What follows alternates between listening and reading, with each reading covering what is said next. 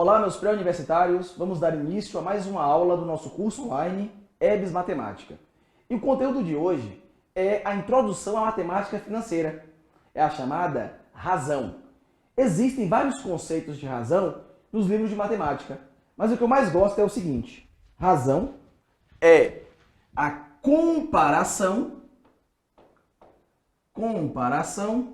entre duas grandezas. Então, razão é a comparação entre duas grandezas. A forma geral de uma razão é A está para B ou A dois pontinhos B. Veja que a leitura para ambas é A está para B. Então não se esqueçam, razão é uma comparação entre duas grandezas. Lembrando que o A é chamado antecedente e B é chamado consequente. A antecedente, B consequente. Já está aí uma diferença, algo que pode diferenciar a fração da razão. Enquanto que a fração, nós temos o numerador e o denominador, na razão nós temos o antecedente e o consequente. Existem vários tipos de razões, mas as mais importantes são essas aí. Escala de mapas, razão entre a distância no mapa sobre a distância real. Velocidade média, a razão entre a distância e o intervalo de tempo. Densidade demográfica, a razão entre o número de habitantes e a área. Densidade de um corpo maciço, que é a razão entre a massa e o volume. Vazão é a razão entre o volume e o intervalo de tempo. Outra parte importante da introdução à matemática financeira é o conceito de proporção. O que vem a ser proporção? Proporção é uma igualdade entre duas ou mais razões. Pois bem, nós teremos a seguinte forma da proporção: A está para B, assim como C está para D. A está para B, assim como C está para D. Essa é a forma mais utilizada atualmente. Eu posso também utilizar A está para B, assim como C está para D. Ao meu ver, aquela forma, a segunda forma, ela fica mais fácil, mais didática para o aluno entender os dois novos conceitos que virão agora, que é a ideia de meios e extremos. O A e o D são chamados extremos e o B e o C são chamados meios. Guarde: A e D extremos, B e C meios. Então, se eu tenho pelo menos duas razões igualadas, eu tenho uma proporção. Proporção é a igualdade de duas ou mais razões. Para os vestibulares de Enem, é essencial que saibamos duas propriedades. Deixando bem claro, os livros didáticos colocam 5 propriedades, mas eu posso, com duas, resolver a questão que vier em minha prova de vestibular do Enem. A primeira nos diz o seguinte: o produto dos meios é igual ao produto dos extremos. A vezes D, então se eu multiplicar os extremos e multiplicar os meios, o produto vai ser o mesmo. Logo, A vezes D é igual a B vezes C. Muitas pessoas chamam de multiplicação cruzada, mas na verdade é uma propriedade da proporção. Se eu multiplico os meios e os extremos, o produto deles será igual. Propriedade número 2. A soma dos antecedentes está para a soma dos consequentes, assim como cada antecedente está para seu consequente. O que vem a ser essa propriedade? Nós vamos criar uma nova razão utilizando as razões já existentes. O que nós faremos? Se nós somarmos A mais C mais E, e somarmos B mais D mais F, vamos criar uma razão que é proporcional a cada uma das razões pré-existentes. É essencial que saibamos dois conceitos básicos de proporção. As siglas GDP e GIP. Grandezas diretamente proporcionais e grandezas inversamente proporcionais. As GDP, elas aumentam ou diminuem juntas. E a sua representação é A está para B. Por exemplo, o preço a ser pago pela quantidade de um produto. Quanto mais eu compro, mais eu gasto. Então, é uma relação direta. Quanto menos eu compro, menos eu gasto. Agora, as inversas, quando uma aumenta, leva a outra a diminuir. Por exemplo, número de operários e tempo para poder realizar uma obra.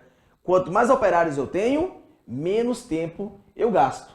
Quanto menos operário eu tenho, mais tempo eu gasto. Seria uma relação inversa. Imaginemos duas grandezas, A e B. A sua representação é A para o inverso de B, ou então A vezes B. Perceba que, para as grandezas inversamente proporcionais, nós temos duas possibilidades de representação. A para o inverso de B ou o produto de A por B. Está aí um assunto que o Enem adora, a regra de 3. Existem dois tipos básicos de regra de 3. Vamos ver aqui no quadro. A regra de 3, ela pode ser simples ou pode ser regra de 3 composta. Qual seria a diferença entre os dois tipos? A regra de 3 simples, ela possui apenas duas grandezas. Então, vamos fazer uma questão que envolve duas grandezas. Já a regra de 3 composta, nós teremos pelo menos 3 grandezas.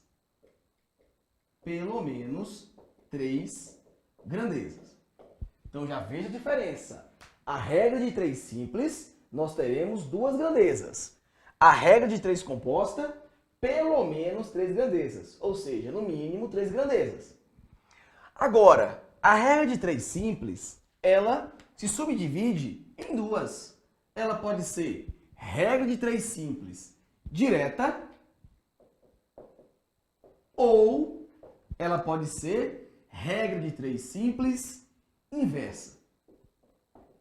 Pois bem, a regra de 3 simples direta, ela vai ocorrer com as grandezas diretamente proporcionais.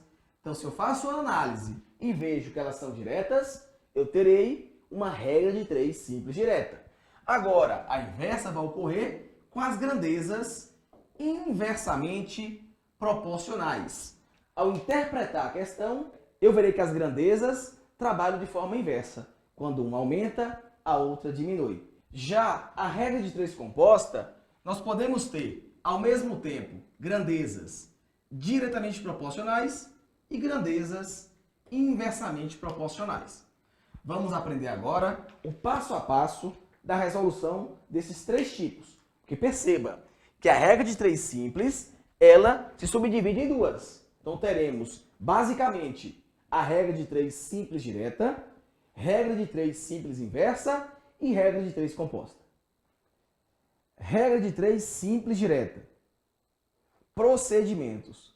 Primeiro passo, armar a regra de 3 com as grandezas iguais na mesma coluna. Segundo passo, realizar uma multiplicação cruzada e, posteriormente, isolar a incógnita. Exemplo. Para se construir um muro de 17 metros quadrados, são necessários 3 trabalhadores. Quantos trabalhadores serão necessários para construir um muro de 51 metros quadrados? A questão nos falou que 17 metros quadrados de muro são construídos por 3 trabalhadores. 51 metros quadrados serão construídos por quantos trabalhadores? Vou chamar de X o valor que eu não sei, nossa incógnita. Vamos pensar um pouquinho. Se eu tenho mais trabalho, demanda mais trabalhador. Ou seja, a relação entre as duas grandezas, área a ser construída e trabalhadores, ela é uma relação diretamente proporcional. Portanto, eu farei uma, entre aspas, multiplicação cruzada. 17 vezes x, 17x. 51 vezes 3, 51 vezes 3. Vou passar para o outro lado o 17 dividindo. Vou nem multiplicar isso aqui. Por quê? Eu já posso simplificar o 51 por 17. A resposta é 3 vezes 3, que dá 9. Ou seja, para fazer um muro com 51 metros quadrados, nós precisamos de 9 trabalhadores. Um automóvel com velocidade de 80 km por hora gasta 15 minutos em certo percurso. Se a velocidade for reduzida para 60 km por hora, que tempo em minutos será gasto no mesmo percurso? Vamos armar essa regra de 3. 80 km por hora, 15 minutos. 60, x.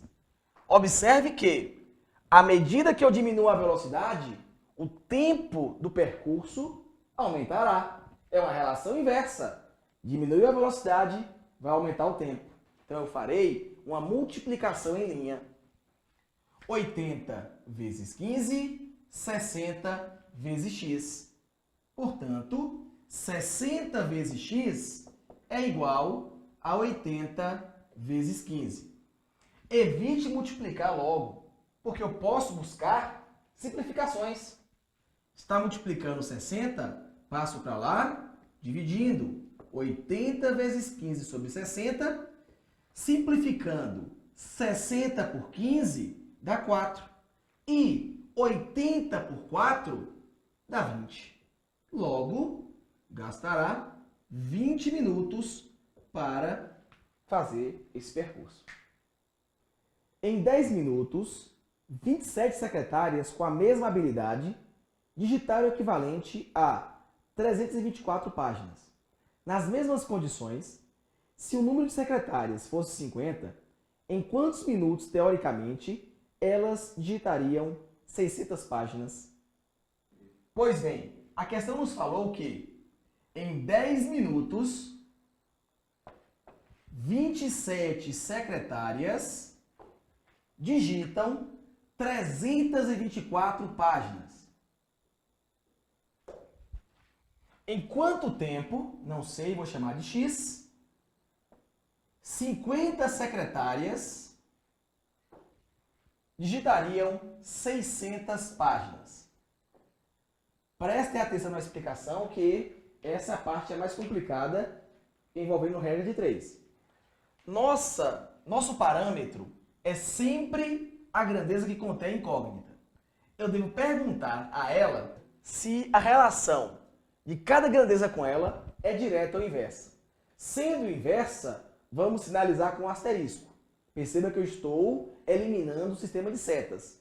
E posso fazer esse tipo de questão com menos trabalho. Vamos lá. 27 secretárias fazem o serviço em 10 minutos. Se eu tenho mais secretárias, 50 nesse caso, eu posso gastar menos tempo. Perceba que a relação entre número de trabalhadores e tempo é inversa.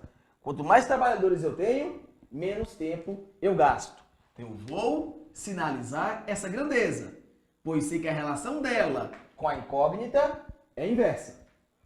Vamos lá. Se eu tenho mais trabalho, nós vamos ter que digitar mais páginas. Vai demandar mais tempo. Mais páginas, mais tempo. Portanto, a relação é direta. Veja que a primeira grandeza é inversa em relação à incógnita, mais funcionários, demanda menos tempo. E a segunda grandeza é direta, porque mais trabalho demanda mais tempo. Nós temos uma questão, uma grandeza direta e uma inversa. Vamos agora montar a equação. Primeiro membro, a grandeza que contém a incógnita. No segundo membro, as demais multiplicadas entre si, invertendo as sinalizadas. Nesse caso, vou inverter a razão e ficará 50 sobre 27, vezes 324 sobre 600. Correto? Podemos fazer algumas simplificações. Por exemplo, simplificar um zero com zero. 60 por 5 dá 12. Então, 12 e aqui ficou 1. 324 dividido por 12 vai dar 27. Veja que já conseguimos simplificar bastante nossa questão. Temos 10 está para x, assim como 27 está para 27. 27 sobre 27 dá 1. 10 sobre x é igual a 1 sobre 1. Vou fazer a proporção, meio e extremos. A propriedade 1. O produto dos meios é igual ao dos extremos. Teremos que x é igual a 10 minutos.